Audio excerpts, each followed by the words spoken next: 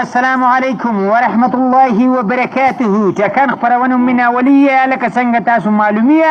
چې نن موږ سره په دې خپرونه کې شیخ عربیه ملمنیه د ټولو نه مخکې هغې ته السلام علیکم شیخه. سلام حبیبي حیه ژوندیه خوشحالیه مننیه چې زه دې خپرونه کې ملمنیه شیخویه. ته که موږ ته دا ووایي چې تاسو د موږ افغانانو سره څومره مرستې کولې یا نطاقیه موږ په خپل وخت کې تاسو سره ډېرې مرستې کوي ان تر دې پورې موږ ډېرې پیسې ورکوي ستاسو حکومت ته خواږی بې ځایه خرابات دي. یا شیخو څنګه دلته موږ سره تاسو مرسته کولې موږ خو هېڅ هم نه دي لیدلي تاسو دروغ وایي ولې یا نطاقیه تاسو خو ډېر نیمک حرامي موږ مرسته کوي او تاسو یې چې نه کوي. یا شیخویه موږ تر اوسه پورې هېڅ نه لیدلي تاسو وایي چې موږ کومه کولې تر اوسه پورې موږ د یو تشناب پیسې نه لیدلي. راب ګوره نطاقیه یو خروار پیسې موږ تاسو ته لیږلي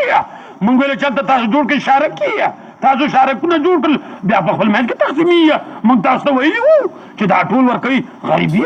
غریبو خلکو ته ورکوي خو تاسو یو دانم غریبو خلکو ته نه ورکوي ټول هم په خپل ور کې منځ کې زورواکو ته ورکوي دې کې زموږ څه قصور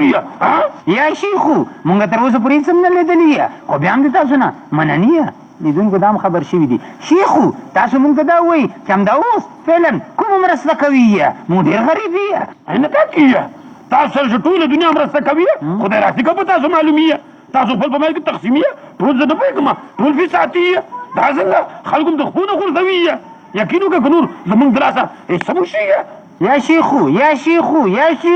ته په موږ باندې ډېر ګرانې یې موږ غواړو چې تاسو زموږ د وطن سره کومه مرسته کولې او هغه هم نغدې جیبي موږ ډېر کومک یې مګر تاسو باندې نه معلوم یې تاسو تمام ورځ په فساد کې په بدبختۍ کې ښکېلي یا همدا چې تاسو ټول ملک همدا اوس په فساد کې اول نمبر یې زما هېڅ نشته کومک یې. شیخو اهلا دوستانو څه وکړو دا غم ګوره اوس پوه شوي دي چې مونږ په فساد کې اول نمبر شوي اوس دوی مونږ سره مرسته نه کوي خدایه چا ته وژاړو چې کومې مرستې دوی کړي دي